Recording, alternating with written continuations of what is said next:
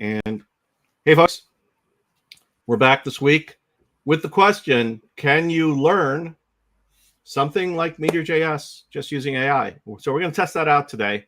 And we've been playing around with this for a bit. As you guys know, if you've been here before, we have been trying out using different LLMs for different things, mostly with code generation.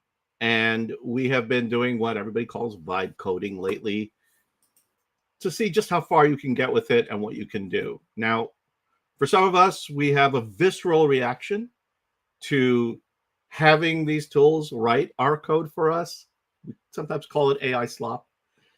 But I think here's the thing, there's a general trend in the entire industry. I read I think it was a subreddit post recently where a young person had said that they had, and they were a junior or applying for a junior position, had said that they were looking for a job, had done an interview, and had done a coding example and was asked by the interviewer if they had used AI. And it said no, and then went on into explaining what problems they've had with AI in the past in terms of code generation and the quality that comes out of it, et cetera, et cetera, et cetera.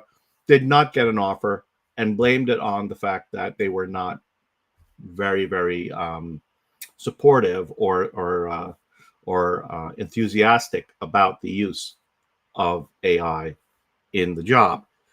So that leads me to conclude that these tools are here to stay, and we have to figure out how to use them one way or the other.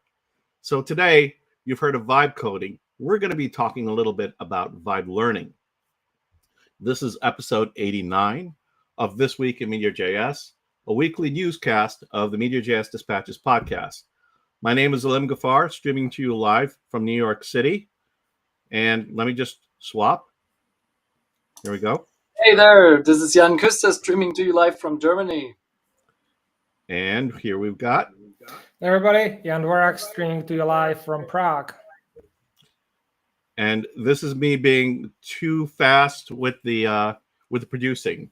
So as you guys know, I have no coordination whatsoever. And so sometimes the screen will change because I don't know when to hit buttons fast, but that's part of the charm of being with us here. So this week, no news, guys, right? We're just going and focusing directly on this exercise. I want to frame it with a couple of things. Storyteller, you have put together, I think, a framework. We normally have a script that we follow, and we were chatting this week among ourselves at how we were going to do this. This, I think, is going to be very much off the cuff. It's going to be a little bit of improv, if you will.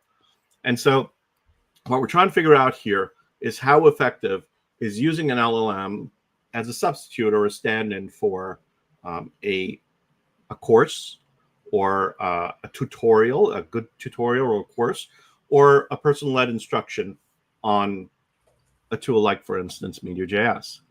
Now, I've been playing with it for a number of different things, and I'm sure you guys also have used it for different things. I found success with it in terms of recipes.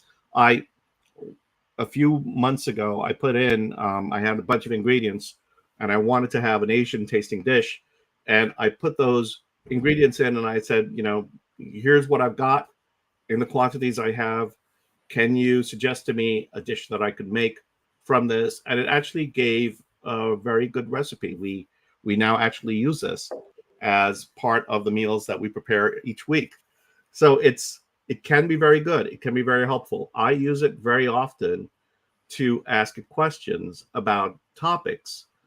I also use what's called a system prompt to frame it, to also get it to let me know what the boundaries of its knowledge are. And that way, hopefully, when it gets to the point where it would normally create something because it doesn't know, it knows that I'm okay with it not knowing. I'm not saying that it's 100%, but it's one of the ways I try to put some boundaries in so that I don't deal with hallucinations. All right. So let me turn this over to you guys before we start going through. And I'll have to say that I have tried, once we talked about putting this topic together, I have tried doing a learning with just the AI, and I've used one AI to create one LLM to create prompts to prompt another LLM for the learning content.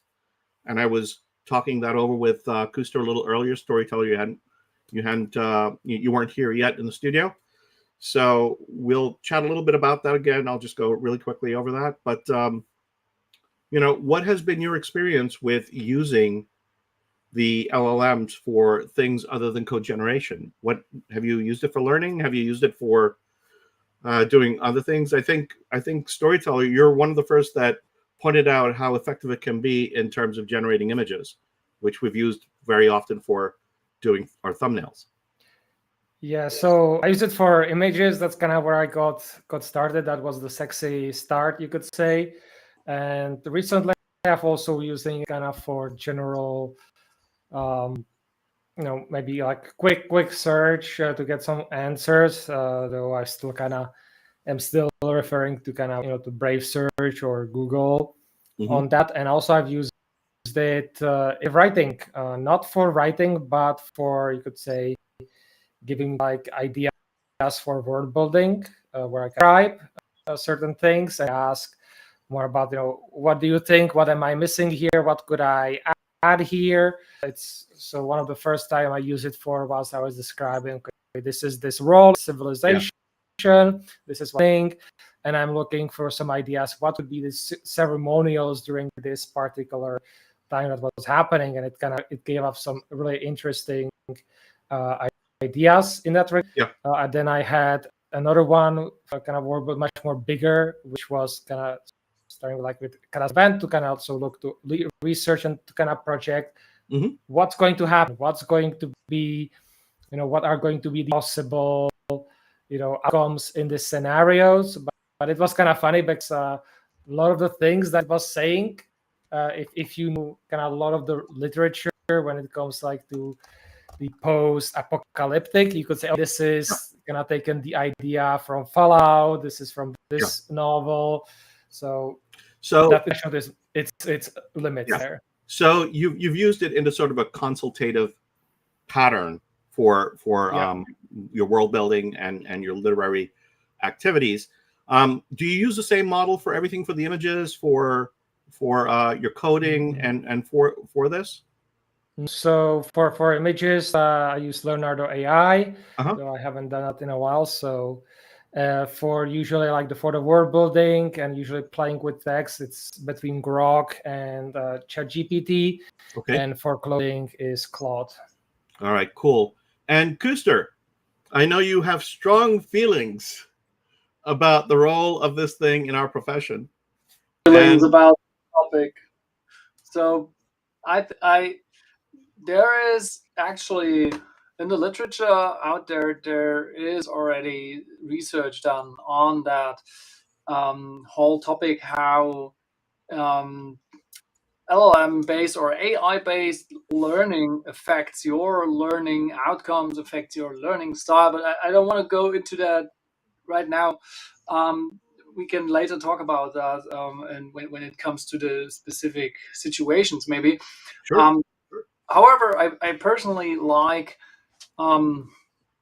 many of these idea or path-giving summaries that you can get from many of the chatbots of many different LLMs that are out there, depending on their data they're fed on.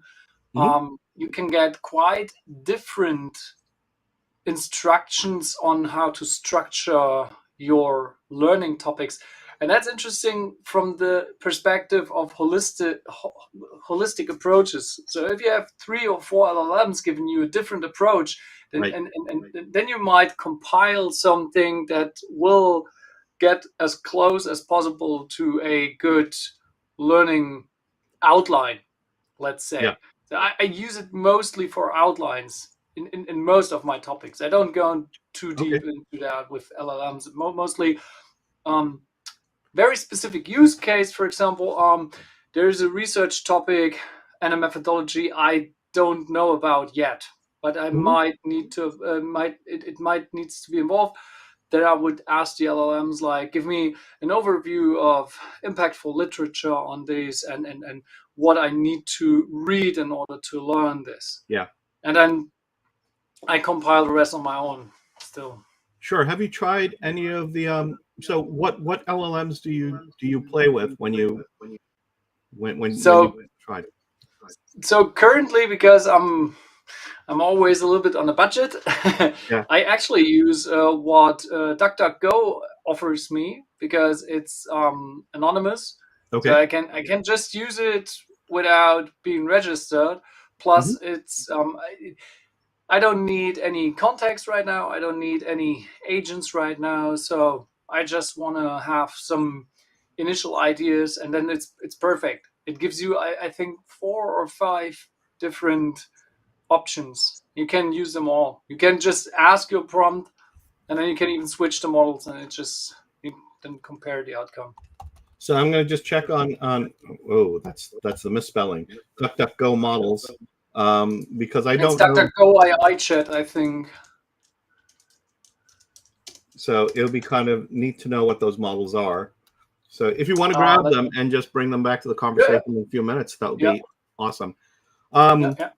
So I think we've all toyed around with these, and we know that they have limitations. And I think there's any tool that you have is going to have some limitations, right?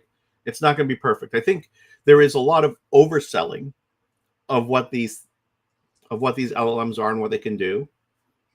And for folks like us that have been around the block a few times, we know when we're being sold. And when we're told it's like the magic thing and it can solve all your problems and it can do all of these things. I mean, how many of these ads or videos we've seen out there where people talk about how you can vibe code your way into $1 billion industry, or you can have a passive income by having an LLM like build a business for you. I mean, maybe there's some truth to some of that, but I think for the most part, that's probably not right at all. And from my own experience from using these tools, it's not as if the LLMs are going to write entire applications for you and they're perfect, but it can do a lot to move you along faster. And to me, that is exciting and that is promising, because it can add to your productivity. So I think one of the things I've discovered as I've gone through this exercise in terms of just the tutorial part is just how much prompting matters. And if you put together a prompt that is meaningful, normally what I'll do is I'll create like a system prompt that constrains the domain. So I don't want to really just put something general out there. I kind of tell it like, you are an expert in this field, right, with this set of knowledge. And I ask it to acknowledge whether or not it understands that. And I then ask it typically, what are the boundaries of its knowledge? What can it do? What it cannot not? And in the case I was asking an HR question the other day, because an organization I work with, we're going to be looking into doing a search for executive director or replacement. And we're going to use an executive search firm. I have a very limited experience with using executive search firms.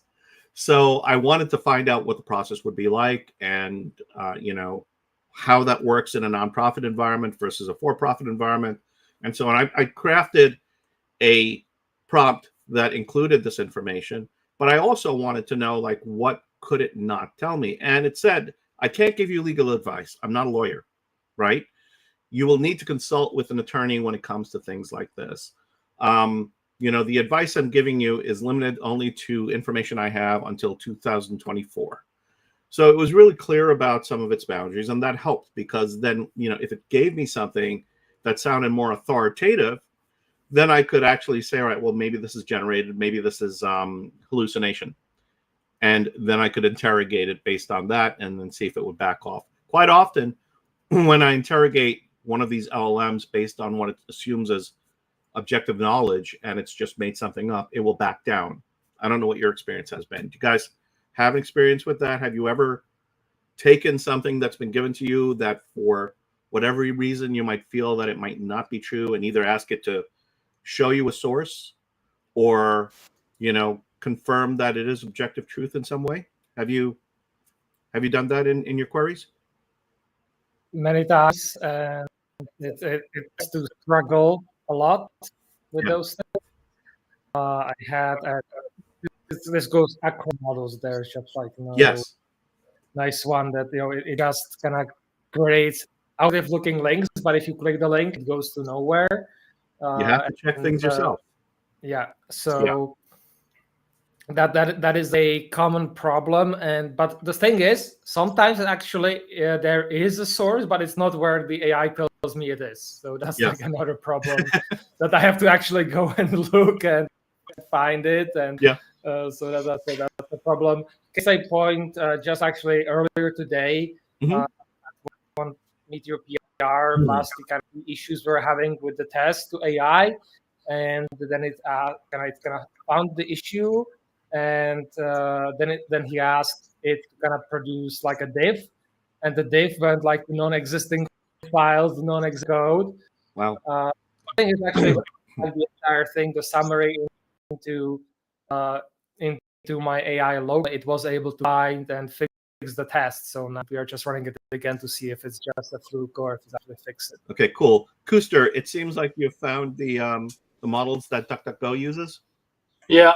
By the way, related to what we're just talking right now, I can jump on these models because so for those who are not reading the chat, the available models right now in Duck AI chat are GPT-4o, Llama 3.3, 7 billion, Claude 3, 0204 mini in the beta version, and Mistral Small 3. And it's interesting to see when you challenge the LLM, providing you some resources. Because I always try to ask, like, okay, when you give me suggestions, give me resources for further reading, for example. And often these resources are somewhat related to the topic, but not actually. When you dig a little bit deeper into these resources, you find out there is some relation to your topic, but it's not really what you need. It's just somehow, maybe it was semantically tagged or something in relation to that, or a trend, what's the name? Tertiary dependency. So not a direct relation, but somehow in another way, or it's a weak three ways dependency or a weak relationship. Yeah, and it gives you the impression that this is an important resource, but it is not. And then you're wasting your time. So you have to be very concise in also negating your outputs, telling in your prompt exactly what not to expect. Very important. So and sometimes I have more asking what not to provide. Yeah. So I want to go really quickly through how I played with it and some of the challenges that I've had so far with it. And then I think what we're going to do is, Jan, storyteller, you have a more structured way. Actually, you have a more sophisticated way of going about this, which I don't. And I have a criticism on that. And it's not a criticism of you, but it's just, I think, a reflection on what I think the reality of how somebody who is new to something might be coming in. And we can argue about like whether or not, my worldview is correct or not. And I think that'll be interesting to hear your point of view on it. And then I think what we want to do is we want to just give it a go. And I don't know, storyteller, do you think you want to drive on that one? I think you have probably the most developed environment with these tools. But let me just show you what I've got here first and show you where I went around with this. Okay. So I started with a proposition that I was going to ask one of the LLMs to help me learn MeteorJS 3.0, right, or above, and the more recent ones, modern Meteor, effectively, because I think that's what people want. They don't want the old stuff. And I wanted it to generate prompts for this learning that I could then take to any other LLM. Now, the one I used to start this was Gemini. right? So this is where I started with my original, let me ask you how to create these, how to create a learning path, and then give me the prompts that I can use on an AI to actually like go through and do the lessons. And so let me just share with you what I did here really quickly. Okay. And so what I ended up doing was I ended up asking, I want to live stream an episode of my tech podcast where I try to learn Meteor 3.0 framework using an LLM. Please provide me with a list of prompts that progressively take me from learning beginner concepts to writing an application using Blaze.js. I assume I don't have any knowledge about MongoDB either. Earlier, I had done another one where I did not mention the MongoDB part, and it threw in a whole bunch of MongoDB concepts. We do find that people that come to Meteor often are coming from a SQL background if they have any database background whatsoever.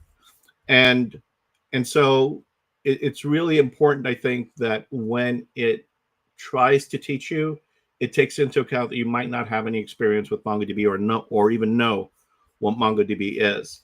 So I did that, and it came up with a pretty nice learning path, right?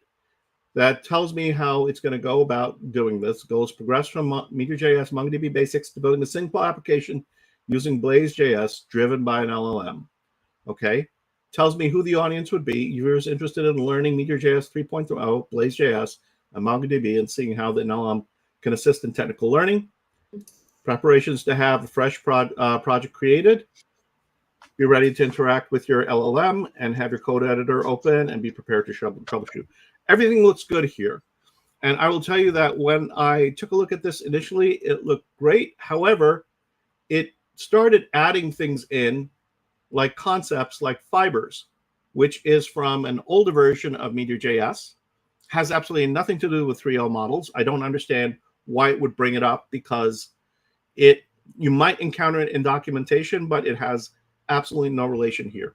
So ran into little problems like this as I went through, but it does give all of these different prompts for these different sections: advanced Blaze and deployment considerations. How can I organize my templates, right? Explain these hooks, right? The uncreated, unrendered, undestroyed callbacks.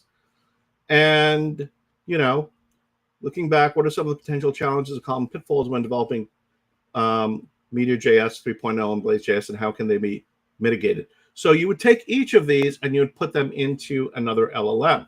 The one I used was Microsoft Copilot. And that's exactly what I did, was I dropped them in and had it speak back to me and tell me what I found. I did find, as I was going through this, that there were some limitations right out the bat. I mean, there were things that were shared here that were very marketing oriented, but as a developer, I would want to know because they're more meaningful to me. So, what it didn't have, or what it didn't spit back, were the technologies that make up MeteorJS. So I injected that as a question, and it came back and it told me a large number, including things that really are not part of the core experience in using MeteorJS right away. So I asked it afterwards to limit the technologies to only those required that make up the stack. And then it gave me something a little less comprehensive, a little more relevant. And so I went through this back and forth with it a few times. And as I pointed out earlier, with the work that I did in terms of generating the prompts from Gemini, is I had, there was too much insider information in some of the prompts that were created. It made assumptions about what you might know and bring to the table. And so I asked it to clean that up. And it took a while to get to the point where I got prompts that I was okay with, right? I mentioned about that the project needs tutorial and coding requirements so that they can implement what they're doing and learn and run the code for themselves as they go along with it. So things that I guess, you would say that a tutor or a good instructor would put in were missing, and I had to do things. Now I'll take the blame as the person writing the initial prompts in terms of how I structured it, what I told it, how I went about it. But I also think that if you have a student that's coming, they're kind of like three phases of knowledge, right? There's you know what you know what you don't know, and then there's the you don't know what you don't know, right? When you're coming to a new language, if you're coming from the humanities field or something, coming into software, that you don't know what you don't know is really, really large. So you're not quite sure what you're going to ask, how you're going to frame things, how you're going to question things to get to it. If you've worked in a different framework, if you worked in Rails, for instance, or you worked in another JavaScript framework, there's the space of that is a little smaller, and also the space of what you don't know, right? So you can use analogies to kind of figure out, well, this is how we do something in Ruby. How is it done in JavaScript, especially in MeteorJS? So you can ask questions that go along that frame. So I think depending on what body of knowledge, what experience you bring to the table is going to inform how you interact with the LLM to ask it questions, framing questions and prompts that get you there. So I've said my piece about this right now. This is my initial takeaway from all of this. I don't think that it is authoritative, but it's my experience. So I'm gonna go to Küster for a moment on this and get his thoughts on what I did and if there's anything that he might have done differently in terms of doing this. I know that Storyteller has a very structured and better way, I think, in many ways, of going about this, but it requires some knowledge that if you were these neophytes, right, the people coming in for the first time, probably will not have. But okay. So first of all, hey Italo, who is just arrived at the chat, and he asked also, this goes to you, Alim. I think he's asking if Gemini is better for MeteorJS news releases. So because I think that's also a very important question as a beginner. Which model brings me the most up-to-date information? Because we've seen in the past that, and this is something we have to incorporate in the prompts, I think. Yeah. In the past, we've seen LLMs generating as Meteor 2 related code with synchronous collection calls, for example. And this is one thing. So maybe I give it back to you, Alim. Is there a reason why you've chosen Gemini? Yes. So there's a small reason why I chose Gemini. I'll tell you what it was. So Gemini, they just had a launch recently, Google, with the updates to these models, and on a lot of the specs, it has come out as a very strong all-around model. Even sort of upstaging ChatGPT to some degree. So I would have used ChatGPT, but I thought I would give this a try. Now, this is, by the way, not in any way a comprehensive examination and cross-comparison among these different models to see which is the best for putting together a tutorial. It is just an early exercise to see how much work or how much effort you need to put in order to have a tool that could teach you something new like Meteor. So here's go ahead. So from that perspective, for example, I personally would have not asked about Blaze specifically, because first of all, the majority of people wouldn't know Blaze at all. This is more a MeteorJS insider thing. But I would have approached a prior prompt before starting this. So here's the question. This is a fundamental question. Do you really need to start already with a prompt, or do you want to do some inquiry with some previous prompts before starting this entire thing by asking, for example, what are the major supported front-end technologies and which one is most suited for beginners and which is the best supported in Meteor.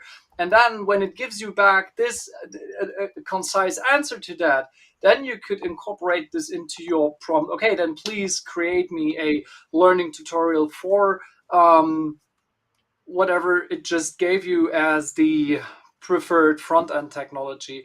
And this is not easy because this assumes that we already know that Meteor supports multiple front ends, and it's a little bit like chicken egg So issue here. But what was the question again that how did you phrase it? What are the popular front ends that are? Yeah, I'm interested in learning MeteorJS 3.0 framework. I've read it supports multiple front ends. Which one is the best suited? Which one should I choose? Which one is the best suited for beginners? I don't know. Okay. Multiple front end technologies. Yeah. What are they, and which one is the best suited for beginners? Okay, what are they? That's good. And which ones is best suited for beginners? So let's see what it tells us here. So this is a new session, right? Yeah. My understanding is that it does not maintain memory across sessions, which that would pollute it. So let's see what it tells us when we run it here. It says it's a full-stack JavaScript framework known for its flexibility in supporting various front-end technologies. That means you can choose a front-end framework that best suits your preferences and project needs. Here are the main front-end technologies supported by 3.0. The first that it starts with here, if I'm new to Meteor, and I know this is not a ordered list, but I would probably, if I have no other clue, I would probably say React is probably the thing that is, primary, right? Because it shows up first. Blaze is all the way down here, so it's not there. And then Vue next, right? And then Svelte and Solid. So this is where it goes. Which one's the best for the beginner? Blaze. And it tells you it's the original and built-in templating engine. Often the easiest to get started within the Meteor ecosystem. So I guess you could choose then, right? And then it says the next easiest would be Vue, and then after that, we go with React. So cool. This is interesting, and it's a good question, and it's a good frame. This is not the way I thought about my prompt. So prompt design is really important in creating the context for the information that you're looking for, and depending on how you're coming to it. So I think this certainly brings that up as a reality that you have to face here. Yeah. One more question.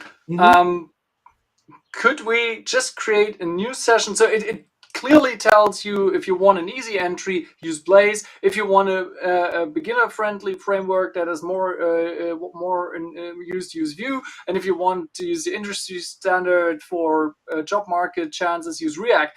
Question is, what would it have given you in an empty session without prior knowledge, where you just say, create a tutorial for automatically chosen React because it's the most well documented in the Meteor docs, or would it have chosen Blaze? That's an interesting question, So just to see how important it is to prepare your final prompts with prior prompts and gathering first some prior information.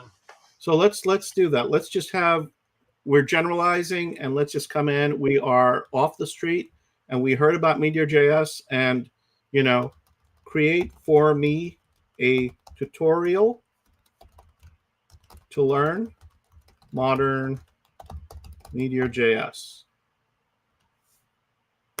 Good. Even though telling anything about 3.0, it's just no constraints. Right? Building real-time task list, yeah. Still Meteor, and now it's getting interesting. Yeah. That's the installation. It's still the bash installation, not the npm one. It's creating a React tutorial. It's creating a React project because that's the default. When you don't have any things, then it shows you the structure. Yeah. And Ooh, now it's something went wrong. Oh, just before it revealed us. Oh, okay. Hang on 1 second. Let me do it again. Yeah. I'll just delete this one. Mm-hmm. And oh, you know what it might be? It might be a I can't create a new chat right now. So it might be a network. You run out of credits. Yes. Here's the thing. Yesterday, Google, like its services were down.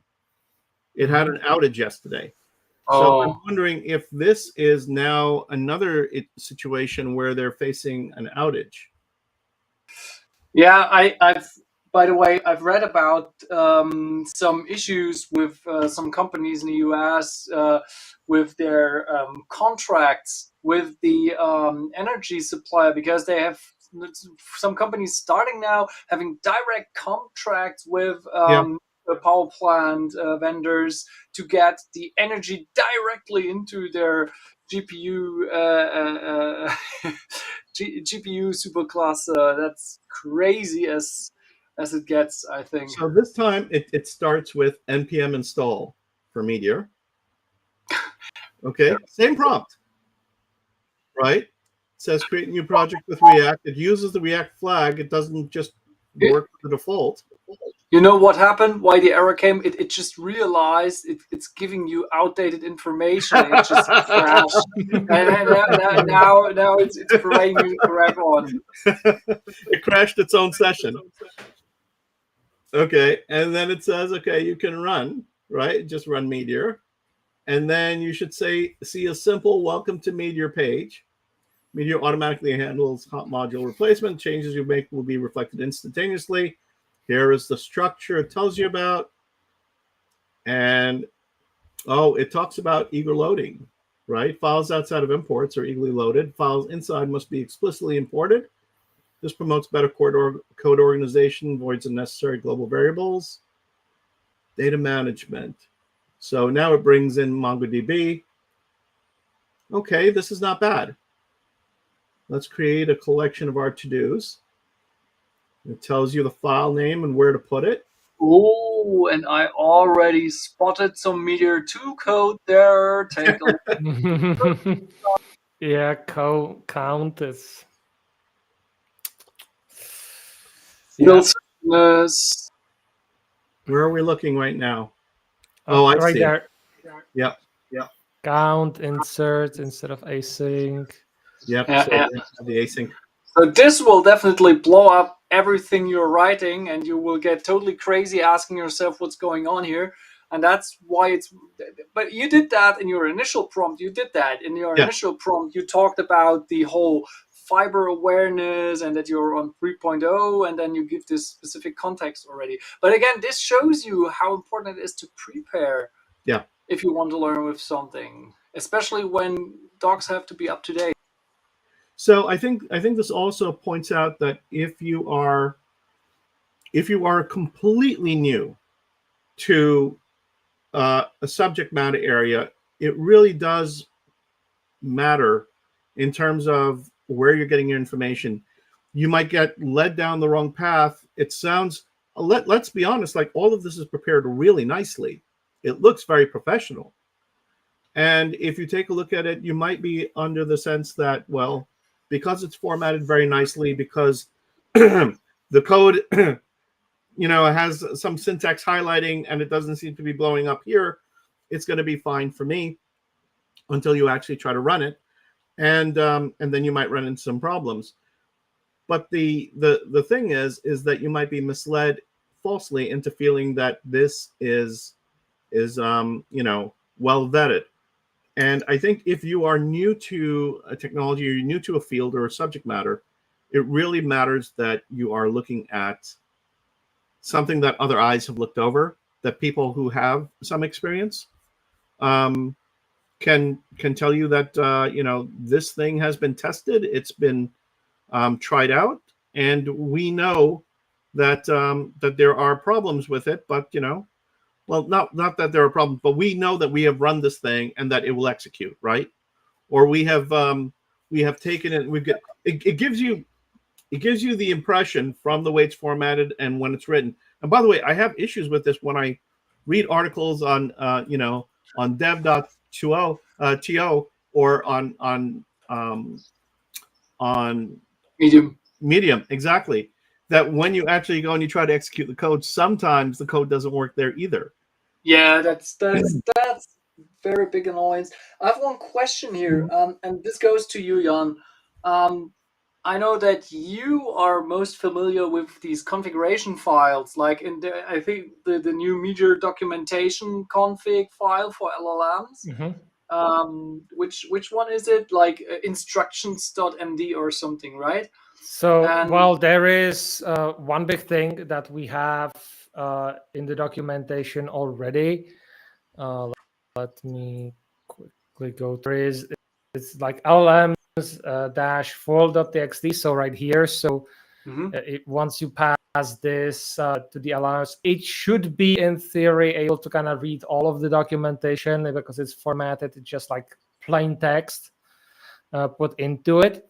So that's a standard. So if you use that, you can do that. We don't have that for a guide at this point, but so that should be really helpful. And as you can see, here's kind of my prompt. Hey, you are an expert. Here is your documentation. Here is the guide, and assume that I have only like basic knowledge of JavaScript, all that stuff, and then you can kind of see what it did here. I kind of to compare it, remember correctly here, it also it shows Blaze in the beginning as well. And it also, let's see here, failed at, again, the async, even though it has, the full API available.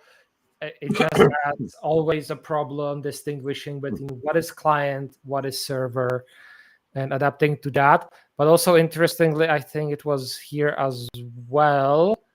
Let me kind of talk about security, but also then it kind of goes, integrating front-end framework, it then starts talking about React.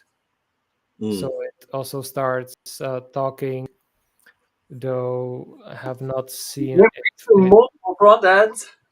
Yes, which is, in a way is actually not really a good idea in the beginning or like even here, but it's like lesson 6. So which model are you using? This is Grok. This is Grok. Yeah. And I have another one which I did also the same thing for OpenAI. I just asked it to expand it a little bit more with code examples so we can actually see. So again, MeteorJS again installing from Bash as we expected. It starts with Mongo collections, which I think the other one we're missing as well. So that's a good update here. Then again, actually no. In this case, it's fine. In this case, it's fine.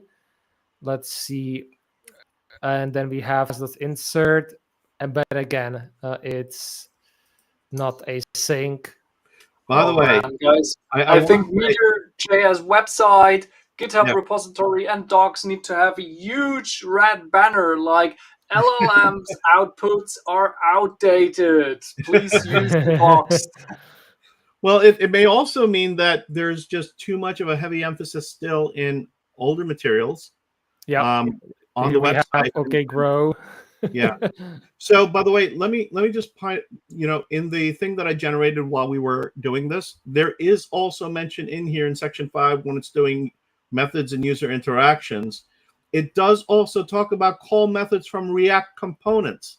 And if you remember, that one was also a Blaze-based example. So I'm not sure why React is showing up here. There's one thing that is really, really confusing, or it might be confusing, or maybe the models confuse that. There is some sections in the docs how to use React within Blaze. it's actually possible. And Yeah. the worst would be if the tutorial gives you Blaze code, then React code, and you don't get it running, and then you start find in the docs integrating React and Blaze, and then you end up with a 10 megabyte application for your to-dos or something. Yeah, maybe there needs to be some kind of I don't know if it's in the docs if it already has this, but maybe there needs to be something that emphasizes that this is a unique situation, right, or an optional situation, so that the LLM doesn't create the proximity between, like, just normal Blaze code and then integrating these components, these React components, because I just it creates confusion. Yeah, but on the other side, what's really awesome is that wait, hang on. Let me take this back, because I'm sorry. This was the one that we just did again, where it created it as a React project. So it makes complete sense here. The one we did before was on with Blaze. This one, when we did it the second time, when it crashed, did it as a React application. Yeah. So never mind. I totally misunderstood the situation here with this. So it did the right thing. It did the right thing here. In both cases, for Grok and ChatGPT, it told kind of for security to remove insecure, but only ChatGPT did the auto publish as well. So, but aren't those removed automatically, like by default now? In general, yes, but you have to be careful. You have to always double check, and it's good to kind of mention it and be aware of it. So it's not all bad, but I think as kind of seen the consensus here is that still it does not do the async, and we still have here some old packages. I think here we had the OKGrow account UI React for React login buttons. So let me check here actually if all of this. I think ChatGPT at least did everything in React, it seems. So that's also kind of like the difference from our two models that we had, from Grok and Gemini, where we had started with Blaze.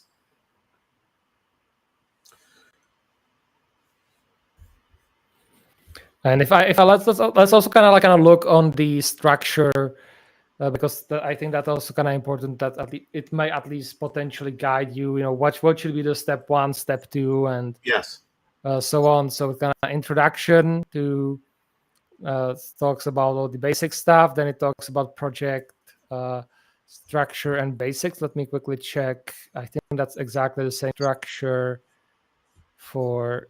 Yes, so introduction to MeteorJS, that's the same thing. Talks about all the different things here. Then it's setting up a Meteor projects, talks about the structure. And let's see, what's lesson 3, publication and subscriptions. Here ChatGPT kind of talks about the project and structure. It talks also about the collection. So then it talks about the publication subscription. Then we have lesson 3, MongoDB. So it talks about collections, mini Mongo, reactivity. Goes in a little deeper there. Yeah, so let's actually check here. And I think the big thing here is that ChatGPT kind of splits those things, so kind of about the collections. But I think at the same time we are kind of interested about learning how you actually get the data to the client. So that's kind of missing there. Lesson 4 here is secure methods and removing insecure defaults. So it's gonna split it there. And let me just check here. It goes in depth here. Grows more in depth on the real-time data, and then it goes into security and methods. Sure. So Guys, there's also one thing I would like to add here as some kind of a lessons learned thing. Yes. And that is, I don't know, I know there was a big discussion when Meteor transitioned to 3.0, and it was about this whole naming convention and isomorphism.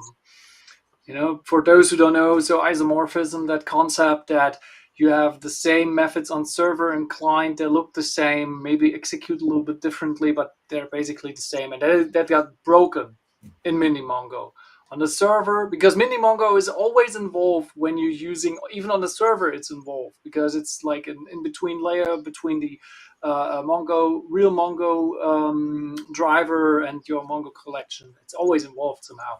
And the problem is that on the server, so either you make everything async, so every client Mongo method would have been async as well, and then you wouldn't have to rename it. And the decision was in the end to make the server methods async and keep the client methods in sync, and break with isomorphism. And I personally would have preferred to just keep the names, but make all these methods async, so that they are on the server async and on the client.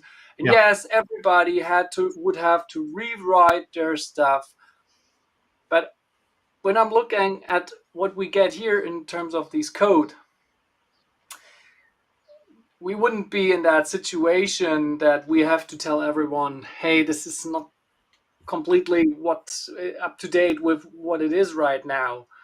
At least it would be closer to what it is right now. So you just see a immediate consequence of a design decision in the long term, how severe these decisions can be in the long run with multiple technologies involved. It's crazy. It's just crazy. Yeah, I think also one thing I also kind of want to add, that ChatGPT also covers user accounts and then kind of produces like real-time blog platform to actually do, while Grok jumps into deployment and scaling, and then kind of goes into tests, which is also interesting, and kind of talks about next steps, mentioning all these schemas. So, and while let's see, while ChatGPT kind of goes into GraphQL, SSR, and Cordova, and deployment is kind of like the next advanced step. So a bit different approaches, but I think it kind of covers the absolute basics of Meteor. I would say, since it also covers the users accounts, which is kind of one of the most important features, then that lesson plan by ChatGPT is a bit more advanced, even though it has its issues. But so I think kind of like, to kind of give you an idea where to orient yourself, at least to kind of get the topics, the AI succeeds. On the details, not so much. What's your verdict on it, Küster? So I just wrote you in the private chat. Sorry for jumping in this in the stream. I just wrote you that I need to leave soon. No, I know that. I saw. Yeah. So Küster, what's your take on this? Final verdict. Sorry, my final verdict on the whole topic. Yes. I wouldn't neglect it. That's the total wrong way of it. And I think it has big advantages if you know how to use it right. But I mean, come on, that is very generic.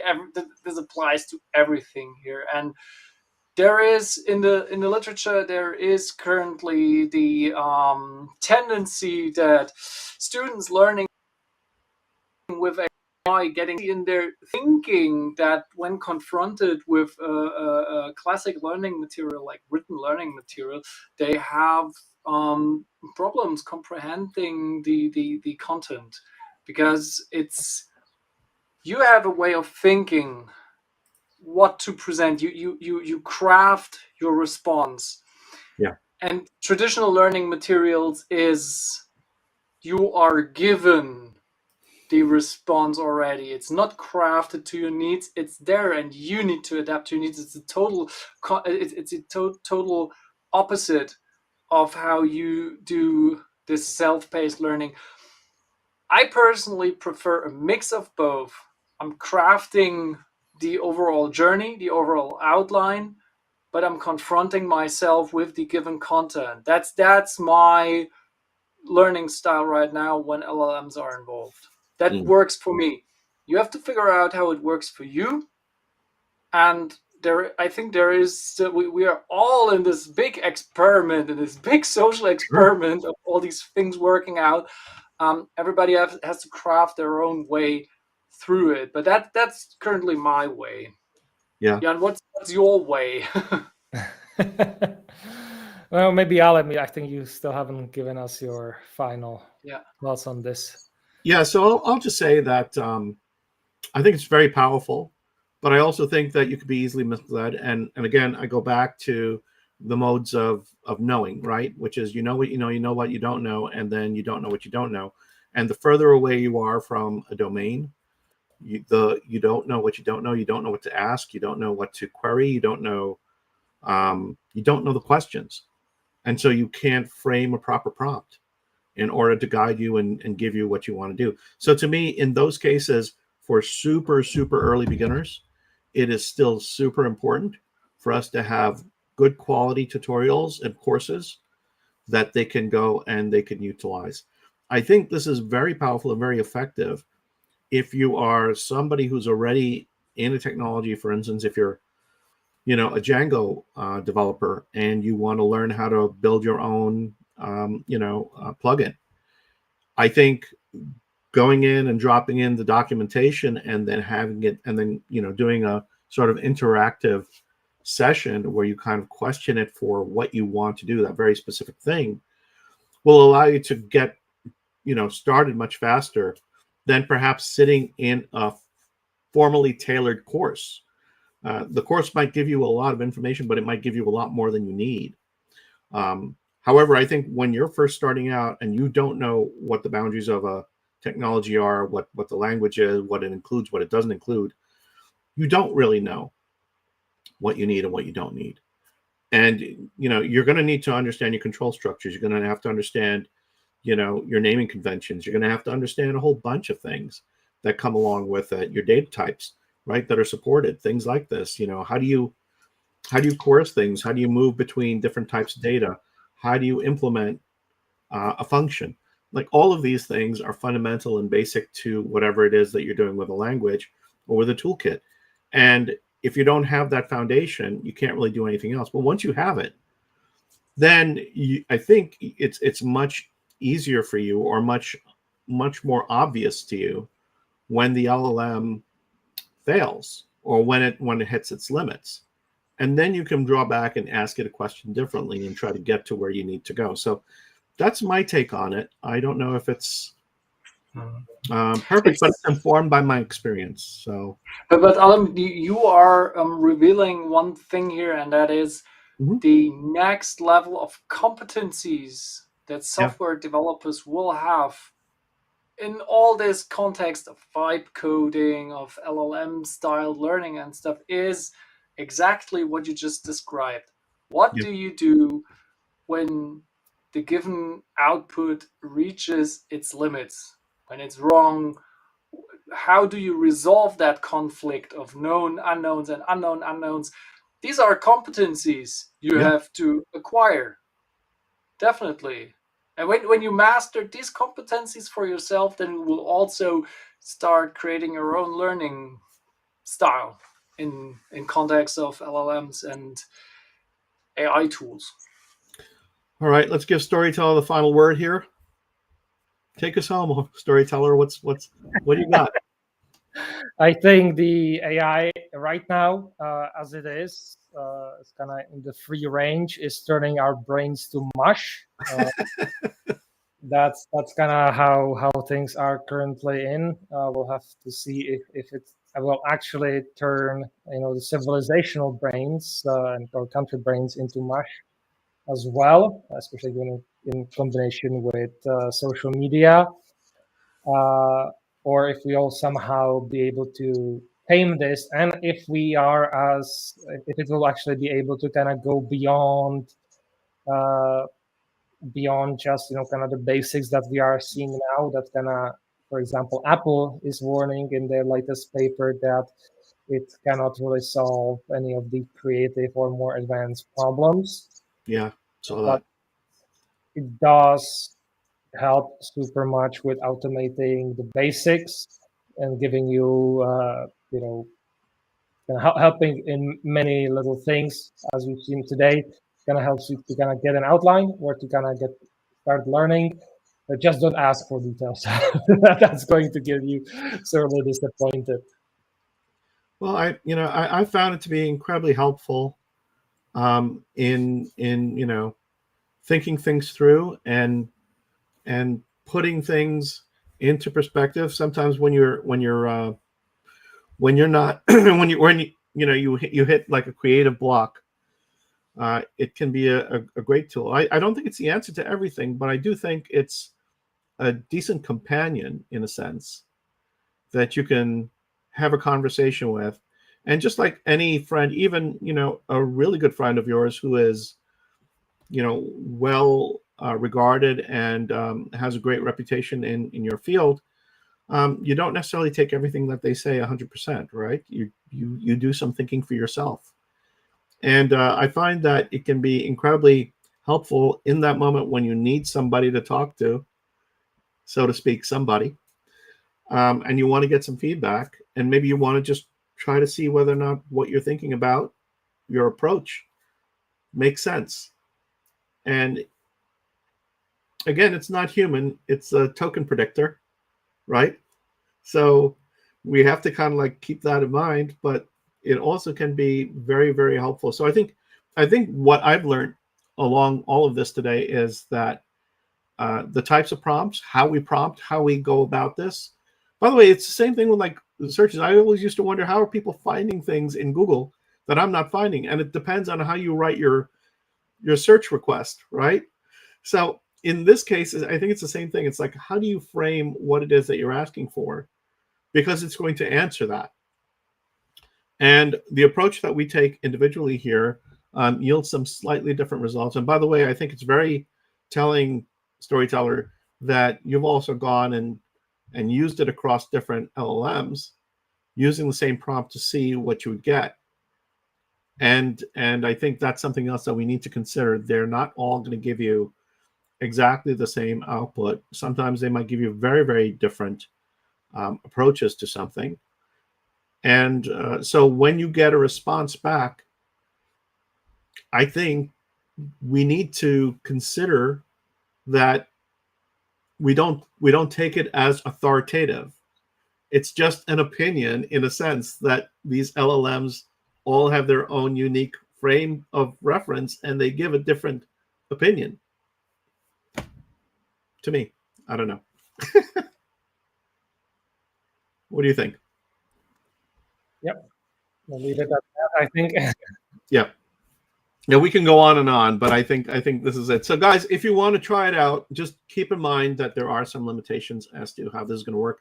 If you're a rank beginner and you're coming to MeteorJS for the first time, I would say try some tutorials first so that you get a frame of reference around what Meteor is and what the facts are, so to speak. If you go to authoritative sources like Meteor University and things like Harry Adele's YouTube course, those are great starting points. It'll give you a wrapper. It'll give you a framework so that when you do go and ask for something more with an LLM, then you'll understand when it's going off the rails a little bit and when you're actually getting something useful. All right, and I know Küster, thank you for coming this week. I know you've got lots on your plate. Thank you for joining us. You're deep in your side project right now, I believe, right? I think you were mentioning that you're going to be launching with a customer very soon, just like Robotaxi. Yeah, I will build something soon. Still takes quite a while to get finished up and everything, and then we'll talk about that in the future. Okay. And Storyteller, we've got some reminders that we have. Do you have any slides that you want to show on that? No, not. I haven't had time to prepare it. Okay. I just came from shop because we are launching Universe next Friday. So I'll be gone because next week this time I will be on or I will be already probably, or at least on the way to the venue, what we'll have in Czechia. But at 1 p.m. Central European time, I will be launching Meteor Universe. I've sent the link in the chat. So there's going to be a few events, and I guess I'll get very little sleep till then to get everything ready. Yeah, hang on. I got to get some reactions to that.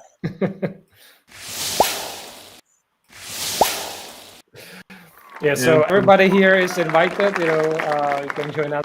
We'll have online lounge. You can click on the link, and it will tell you at what time in your time zone it's going to be.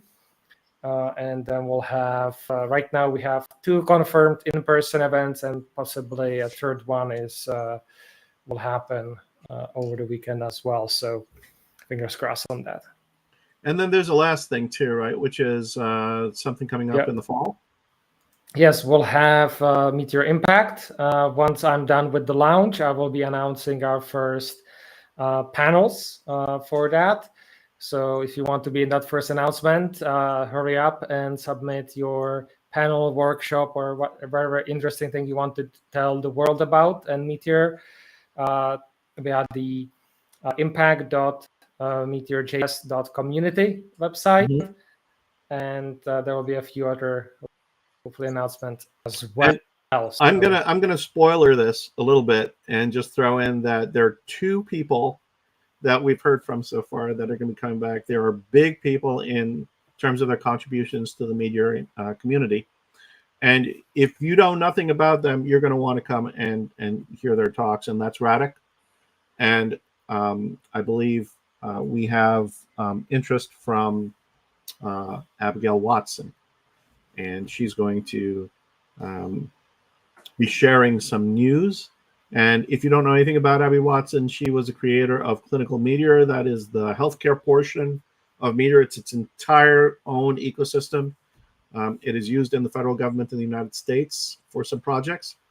And it's really cool. It's one of those things that we should hear more about, but we don't. So, Storyteller? You look frozen. Yeah, okay. I'm still here. Yeah.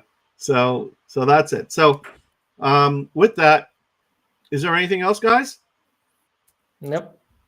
All right. Well, and then with that, I'm going to say, have a great weekend, and we'll see you next week.